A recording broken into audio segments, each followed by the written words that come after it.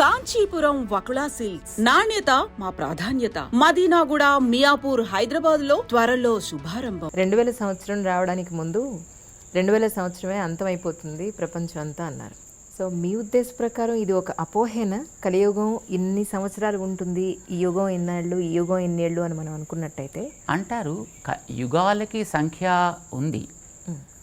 ఇప్పుడు ఒక రోజుకి ఇన్ని గంటలు, ఇదివరకు దాని ఘడియలు విఘడియలు అనేవారు. దానికి ఏదో ఒక క్రమం ఉంది. అనే తర్వాత మళ్ళీ అది సైకిల్ తిరుగుతూ మళ్ళీ సూర్యోదయం వస్తుంది, మళ్ళీ సూర్యాస్తమయం కూడా వస్తుంది. ఇది ఒక సైకిలిక్ ప్రాసెస్లో తిరుగుతూ ఉంటుంది. రోజులు కూడా అట్లానే తిరుగుతాయి. నెల తిరుగుతోంది, సంవత్సరం తిరుగుతోంది. సంవత్సరం తర్వాత మళ్ళీ మనం నేచర్లో we are able to observe the process repeated, right? So also యుగాల క్రమం కూడా అట్లానే ఉంది. ఇప్పుడు 4,32,000 సంవత్సరాలు అయితే కలియుగం అన్నారు. ఇంటూ 2 చేస్తే ద్వాపరం అన్నారు. ఇంటూ 3 చేస్తే త్రేత అన్నారు. ఇంటూ 4 చేస్తే కృత. ఈ 4 కలిపితే 4, 3, 2, 3 సున్నాల బదులు ఇంకొక సున్నా పెరుగుతుంది, 4 సున్నాలు వస్తాయి. అంటే కాలం అనేటటువంటి దాని యొక్క calculation was so accurate. Nature is very accurate, where man cannot handle or meddle with it. Okay. ప్రకృతిలో మీరు ఏది చూసినా అలానే ఉంటుంది. ఇప్పుడు మీరు ఒక పుష్పం చూడండి, దానికి వచ్చేటటువంటి దళాలు, వాటి యొక్క మెజర్మెంట్స్ అన్నీ చాలా ఎగ్జాక్ట్గా ఉంటాయి. అందులో వచ్చే కేసరాలు ఎగ్జాక్ట్గా ఉంటాయి. దాని కింద వచ్చే స్టాక్ చాలా ప్రాప్రియేట్గా ఉంటుంది. ఏ పువ్వులు ఎక్కడ చూసినా అట్లానే ఉంటాయి. ఏ కీటకాలని మనం చూసినా వాటి రెక్కలు గిక్కలు, వాటి యొక్క అందం, వాటి యొక్క మెజర్మెంట్స్ అదే క్రమంలో ఉంటాయి. అందులో అప్పుడు మనుషులు తయారు చేస్తే వచ్చినట్టుగా ఒకటి పొడుగు, ఒకటి పొట్టి, ఒకటి లావు సన్నం, ఒకటి థిక్నెస్, ఒకటి పల్సగా అలా ఉండదు. Other than man everything in the nature is accurate to the dot. కాలం కూడా అంతే. సో ఈ కాలం కూడా ఒక క్రమంలో తిరుగుతూ ఉంటుంది. అది తిరిగిన తర్వాత మళ్ళీ రిపీట్ అవుతుంది. సైకిల్ మళ్ళీ రిపీట్. ఇప్పుడు 2000 సంవత్సరాలు కలియుగం అనే దాంట్లో అసలు అది ఏమడదు. అది బికాజ్ కలియుగం ఇప్పటికి ఆరంభమయ్యి 5,119 ఏళ్ళు దాటింది. ఓకే. దీనికి పూర్తి అవ్వడానికి 4,28,000 సంవత్సరాల కాలం ఉంది కలియుగానికి. Okay. So 5,000 is really nothing. మధ్యలో ఎక్కడో ఒకచోట ప్రారంభించి కాలాన్ని లెక్క పెట్టడం ప్రారంభం చేశారు. దానికి 2,000 years అని అన్నారు. ఎక్కువ మంది ఆ కాలమానాన్ని తీసుకుని ఇప్పుడు 2000, 2019 అని అంటున్నారు. ఇప్పుడు కలియుగం నిజానికి 2000 సంవత్సరంలో అయిపోతుందని అనలా. అప్పుడు అన్నది ఏంటంటే కంప్యూటర్ కనిపెట్టిన తర్వాత, ఓకే, 1980sలో బహుళ ప్రాచుర్యాన్ని అది అందుకున్న తర్వాత దాంట్లో ప్రోగ్రామ్ చేసినటువంటిది 2000 దాకా దాన్ని ప్రోగ్రామ్ చేశారు కనుక, ఓకే, సో దాన్ని Y2K అని దానికి ఒక పేరు పెట్టి ఆ December 31st కాగానే ఇంకా తర్వాత అది ప్రోగ్రామ్స్ అన్నీ కూడా ఇంకా క్రాష్ అయిపోతాయి. సో దానివల్ల మొత్తం సెటప్ అంతా ఎక్కడిదక్కడ స్టాప్ అయిపోతుంది. అంతే. ఇంకా అది ఒక కంప్యూటర్ స్టాప్ అయిపోయిందంటే మొత్తం ప్రపంచం అంతా తల్లకిందులు అయిపోయినట్టే అని భావించారు. దానికోసం మన దేశం నుంచి చాలామందిని, వచ్చిన వాళ్ళని రాని వాళ్ళని, ఆ పేరు పెట్టుకున్న వాళ్ళందరినీ మొత్తం బయటికి పంపించారు, అమెరికాకి పంపించారు. ఏదైనా వాళ్ళు చేస్తారు కదా, చేయాలి కదా, చేయించాలి కదా అనే ఉద్దేశంతో. సరే, 2099 December 31st చక్కగా నడిచింది. మర్నాడు పొద్దునే మళ్ళీ తెల్లారింది, సూర్యుడు వచ్చాడు, పక్షులు ఎగిరాయి, గాలి వీచింది, అన్నీ బాగానే సాగాయి. జనాభా కూడా బాగానే సంచరించింది. మళ్ళీ 2012 వచ్చేటప్పటికి మళ్ళీ అలాగే అయిపోతుంది ఇంకొకటేటో అని మాయన్ కల్చర్కి సంబంధించినటువంటి కాలమానం ప్రకారం ఇదేదో అయిపోతుంది అని అనుకున్నారు. సేమ్ అప్పుడు కూడా December 22nd సంథింగ్ డేట్ అనుకుంటాను బహుశా, అయిపోతుంది ఆ వేళ. నెక్స్ట్ డే మార్నింగ్కి మొత్తం అంతా everything will be close down, the cinema మొత్తం సెటప్ అంతా క్లోజ్ అయిపోతుందని అన్నారు. But nothing is happen, everything was just moving normal. యుగాంతమైనా అంతే. యుగాంతం అయిపోతుందంటే యుగం అవ్వగానే మొత్తం అన్నీ క్లోజ్ అయిపోతాయి కదా. మరి December 31 అవుతోంది, మళ్ళీ January 1 ఆరంభం అవుతోంది, మళ్ళీ మామూలుగా సాగుతోంది కదా. సో యుగాలు పూర్తయినా, యుగాలు ఆరంభమైనా జరిగేటటువంటి మనిషి యొక్క గతి అనేది ఎప్పుడు సాగుతూనే ఉంటుంది. అయితే వ్యక్తిలో ఉండేటటువంటి తట్టుకునే సామర్థ్యాల యొక్క కొలమానాన్ని బట్టి యుగాల యొక్క కొలమానాన్ని చెప్పారు. వ్యక్తిలో తట్టుకునే శక్తి ఎంత ఉంటుంది, పనిచేసే శక్తి ఎలా ఉంటుంది. ఇప్పుడు శక్తి క్రమంగా తగ్గుతోంది మనలో, స్టామినా తగ్గుతోంది, ఓపిక తగ్గిపోతోంది. ఇప్పుడు మా చిన్నప్పుడు పాఠం ప్రారంభిస్తే 6 గంటల సేపు చెప్పేవారు ఆగకుండా ఒకటే పాఠాన్ని, అలా సాగుతూ ఉండేది. మా కూర్చునేవాళ్ళు, వినేవాళ్ళు, చెప్పేవాళ్ళు చెబుతూ ఉండేవారు, వినేవాళ్ళు వింటూ ఉండేవారు. ఇప్పుడు అలవాటు ఎలా చేశారంటే 45 నిమిషాలు దాటితే పీరియడ్ మారాలనగానే కొంతకాలం ఇది అలవాటు చేసేటప్పటికి 45 నిమిషాల తర్వాత ఒక సబ్జెక్ట్ మార్చకపోతే వీడికి ఏమిటో తల్లకిందులు అయిపోయి ప్రపంచం అంతా కూడా గిరగిరా తిరుగుతున్నట్టు అనిపిస్తుంది. ఇది మనిషికి మనం చేసేటటువంటి అలవాటుని బట్టి వాడి యొక్క బయలాజికల్ క్లాక్ ఏదో అంటారు దాన్ని, అది దాని తగ్గట్టుగా మారుతూ ఉంటుంది, అడ్జస్ట్ చేసుకుంటూ ఉంటుంది. చేత కాలం ఏమీ మారదు, కాలంగా సాగుతూ ఉంటుంది. మనలో ఉండేటటువంటి సామర్థ్యాలని మనం ఏ విధంగా ఏదో ప్రిజర్వ్ చేసుకుంటామా, లేదు డైల్యూట్ చేసుకుంటామా, లేదా మార్చేసుకుంటామా. సో దాన్ని బట్టి ఒకటి కృతయుగం అన్నారు, ఒకటి త్రేత అన్నారు, ఒకటి ద్వాపరం అన్నారు, ఒకటి కలియుగం అన్నారు. మీకు చెప్పడానికి అభ్యంతరం అయితే వదిలేస్తాను, అభ్యంతరం లేకపోతే అడుగుతాను, మీరు ఆన్సర్ చెప్పాలని అనుకుంటే. చాలామంది స్వామీజీలు ఉన్నారు మన భారతదేశంలో. కొంతమంది ప్రజల దగ్గరికి పెడతారు, హగ్ చేసుకుంటారు, లిటరల్గా పొలిటికల్ వాళ్ళు వచ్చి ఇష్టమైన వాళ్ళు వచ్చినట్టు ముద్దులు పెడతారు. మీరు మాత్రం ఎవరిని ముట్టుకోరు, ఎందుకని? అది వ్యక్తిగతమైనటువంటి వారి ఇష్టాన్ని బట్టి ఉంటుంది కాబోలు. ఓకే. ప్రతి వ్యక్తికి ఒక పద్ధతి, ఒక నియమము ఉండాలి. అది తన యొక్క పరంపరకి తగ్గట్టుగా ఉండాలి. సన్యాసి అంటే సన్యాసి కూడా ఒక పరంపర ఉంటుంది. ఆ పరంపరకి తగ్గట్టుగా తాను ఉండాల్సినటువంటి బాధ్యత ఉంటుంది. ఆ పరంపర ఎలా ఉండాలి అనేది పూర్వులు ఆచరించినటువంటి విధానం ఉంటుంది.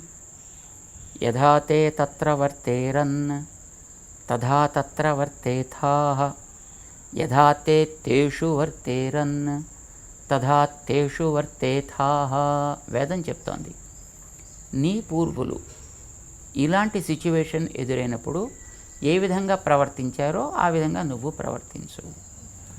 ఒక్కొక్క కార్యం చేసేటప్పుడు దానికి ముందు వెనకలు కూడా ఏవో కొన్ని ఉంటాయి.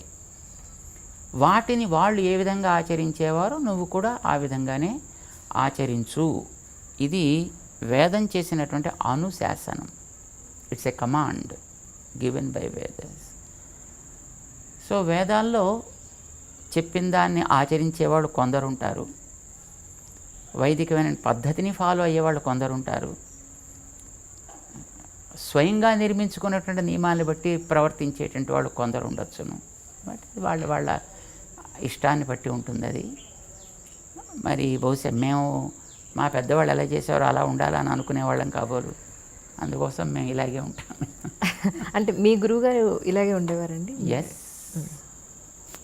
మేము మా ఆరాధన, మా కార్యక్రమాలు చేసేంతవరకు మేము ఒక పద్ధతి ప్రకారం ఉంటాం. అది అయిన తర్వాత మనం ఏదైనా బయట సామాజికమైన కార్యక్రమాలకు వెళ్ళినప్పుడు అక్కడ సామాజికమైనటువంటి కార్యక్రమానికి ఎంతవరకు అవసరమో అంతవరకు మేము అక్కడ ఉంటాం. మీ గురువుగారు ఆఖరిగా మీకు చెప్పిన మాట ఏమిటి అంటే మీరేం చెప్తారు? మా గురువుగారు మాకు ఆఖరి మాట అంటూ అలాగేం చెప్పలా. ఎందుకంటే వారు ఒక సంకల్పం చేశారు, ఈ ధర్మాన్ని మనం ఇట్లా కొనసాగించాలి. ఆ కొనసాగించడంలో మనకిచ్చినటువంటి శక్తిని బట్టి మనం చేయాల్సిన పనులని మనం చేసుకుంటూ వెళ్ళాలి. అది చెయ్యాలంటే దానికి కావాల్సినటువంటి వెనకాతల మనకి పరికరం కావాలి, దానికి కావాల్సినటువంటి ఆధికారికత కావాలి మనకి. అంటే దానికి కావాల్సిన ప్రమాణాలు మన దగ్గర ఉండాలి, కార్యక్రమాన్ని మనం చేయాలి. దాన్ని సాధించడానికి గురుకులవాసం చేయాలి, అక్కడ నేర్చుకోవాలి, అక్కడ చూడాలి, వాటిని కూడా మనం అవలంబించి ప్రాక్టీస్ చేయాలి. This is what my Guruji gave instructions to me, and that's what we are trying to follow. దేశానికి, ముఖ్యంగా మన దేశానికి స్వామీజీల ఆవశ్యకత ఎంతవరకు ఉందని మీరు భావిస్తున్నారు? మన దేశానికి, ప్రపంచానికి అనే ప్రశ్నే లేదు. స్వామీజీలు అనంటే కాషాయం కట్టుకుని దండం పట్టుకుని తిరిగేవాళ్ళు అని మాత్రమే కాదు. అవసరమైనప్పుడు మంచిని చెప్పాల్సి వచ్చినప్పుడు మంచిని చెప్పాలి. ఎప్పుడైనా పరిపాలకుడైనా తన యొక్క క్రమాన్ని తప్పి ప్రవర్తిస్తే వానికి ఏది హితమో దాన్ని చెప్పాల్సిన బాధ్యత ఉంటుంది, ధర్మాన్ని ప్రేమించే వ్యక్తి అయితే. రాముడు, దశరథుడు లాంటి వాళ్ళు పరిపాలన చేసేటప్పుడు వశిష్ఠాదులు ఉండేవారు. వాళ్ళని పురోహితులు అని అనేవారు. పురోహితుడు అంటే తానుండేటటువంటి ప్రాంతానికి, రాజ్యానికి హితాన్ని చేసేవాడు అని అర్థం. పురమునకు హితమును చేయువాడు అని అర్థం.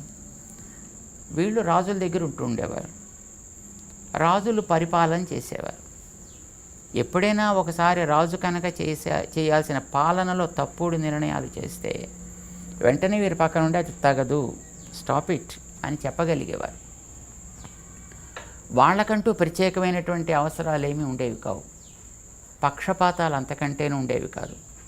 రాజు దగ్గరైనా మొహమాటాలు ఎప్పుడూ ఉండేవి కాదు. చెప్పవలసినటువంటి హితాన్ని చెప్పాల్సి వచ్చినప్పుడు నిర్మొహమాటంగానే చెప్పేవారు.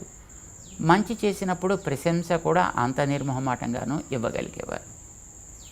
అందుకోసమని ఎప్పుడైనా నిర్ణయం చేయాల్సి వస్తే వాళ్ళు వీళ్ళ యొక్క సలహా సంప్రదింపులు జరిపి నిర్ణయాలు చేసేవారు ధార్మికమైనటువంటి విషయాల్లోకి వచ్చినప్పుడు. మిగతా విషయాల్లో వాళ్ళకి అనుభవం ఉంటుంది కనుక వాళ్ళు వాటిని సాధించగలుగుతారు. కానీ ధార్మిక విషయాల దగ్గరికి వచ్చేటప్పటికి కొన్ని వాళ్ళకి అధ్యయనం చేసే అవకాశం ఉండదు. బికాజ్ లౌకికమైనటువంటి పరిపాలన విధానంలో వాళ్ళు ఉండేటప్పుడు ధార్మిక గ్రంథాలని చదివేంత అవకాశం వాళ్ళకి ఉండదు కనుక అలాంటి విషయాల్లో కావాల్సినటువంటి సలహాలు, సంప్రదింపులు వీళ్ళు ఇచ్చేవారు. అసలు ఏ వ్యక్తికి అన్నిటినీ మాస్టర్ చేయడం అనేటువంటి అసాధ్యం కదా. వాడు రాజు కావచ్చు, ధార్మికుడు కావచ్చు, మరొకడు కావచ్చు. కొన్ని విషయాల్లో వాళ్ళు తప్పనిసరిగా సమర్థత కలిగి ఉంటాడు. వాడి సబ్జెక్టులో వాడు సమర్థత కలిగి ఉంటాడు కనుక తన సబ్జెక్టుకి సంబంధించిన విషయాల్లో ఎప్పుడైనా ఒకవేళ పరిపాలకుడైనా హద్దు మీరి ప్రవర్తిస్తే, లేదు చేయాల్సింది వాడు చెయ్యలేకపోతుంటే వాడి చేత అది చేయించడం, వాడు హద్దు మీరినప్పుడు జాగ్రత్త, అది చెయ్యడానికి తగదు అని శాసించేనా వాళ్ళని ఆపగలిగేటటువంటి స్థితి కూడా ఉంటుండేది. అది ఆనాడు వశిష్ఠాదులు వాళ్ళు పురోహితులు అనే పేరుతో ఉండేవాళ్ళు. అయితే దురదృష్టం కొద్ది ఆ పురోహిత అనే పేరు ఇప్పుడు ఈవేళ మరొక రకంగా వాడుతున్నారు. కానీ ఎప్పుడైనా సాధువులు కానీ, సన్యాసులు కానీ, స్వాములు కానీ, పండితులు కానీ, జ్ఞానులు కానీ, the whole and sole responsibility of these people is to follow, of course, the doctrines that are laid down by the elders, teach them to the generation, and prepare the people who are able to take proper care in the society in general. అంటే రాజులకే కాదు కదా, సామాన్య ప్రజల్లో కూడా అలాంటి వాటిని చెప్పాల్సిన అవసరం ఉంటుంది కదా. వాళ్ళని కూడా ఆ మార్గంలో పెట్టాల్సిన బాధ్యత వాళ్ళకు ఉంటుంది కదా. వాళ్ళలో కూడా ఒక రకమైన అవగాహన తీసుకురావాల్సిన బాధ్యత కూడా వాళ్ళకు ఉంటుంది. అంచేత సామాన్యుల కోసం చెప్పడానికి కావాల్సిన శిష్యవర్గాన్ని తయారు చేసేవారు. వాళ్ళల్లో అప్పుడప్పుడు కొందరు రాజాశ్రయాన్ని చేసి రాజులకు కూడా మార్గదర్శనం చేయగలిగేట్లుగా ఉంటుండేవారు. ఎప్పుడెప్పుడు ఎవరికి ఏ సలహా సంప్రదింపులు కావాల్సి వచ్చినా ఇవ్వడానికి అందుబాటులో మాత్రమే వాళ్ళు ఉండేవారు. అవసరమైతే తప్ప వీళ్ళు వెళ్ళి దాంట్లో నియంత్రించేటటువంటి స్థితి ఉండేది కాదు. వాళ్ళు కూడా తమ బాధ్యతను గుర్తించి ఆ రకమైనటువంటి సలహా సంప్రదింపులు తీసుకుంటూ ఉండేవారు అలాంటి విషయాలకు వచ్చినప్పుడు. ఇంటి పేరు నిలబెట్టడం లేదా ఒక వంశాన్ని నిలబెట్టడం అని అంటే అది ఒక అబ్బాయితోనే సాధ్యం అనేది కొన్ని సంవత్సరాలుగా పాతుకుపోయిన మాట. మరి మీ విషయంలో మీ తల్లిదండ్రులకి మీరు వంశాన్ని నిలబెట్టారని అనుకుంటే మరి మీ వంశాన్ని మీరెలా మరి ఇప్పుడు మీ సన్యాసాశ్రమంలో అది ఎలా వీలవుతుంది? మరి మీ తదనంతరం మీ వంశాన్ని నిలబెట్టాలి అని మీకు ఎప్పుడు అనిపించలేదా? వంశము అనేటటువంటిది ఒక్క వ్యక్తి వల్ల ఎప్పుడు నిలబడదు. అబ్బాయి వల్లనే నిలబడుతుంది అనే నియమం కూడా ఏమీ లేదు. సో అమ్మాయిలైనా నిలబెట్టచ్చు. ఇది అమ్మాయి ఇంటి పేరు మారిపోతుంది కదా మరి.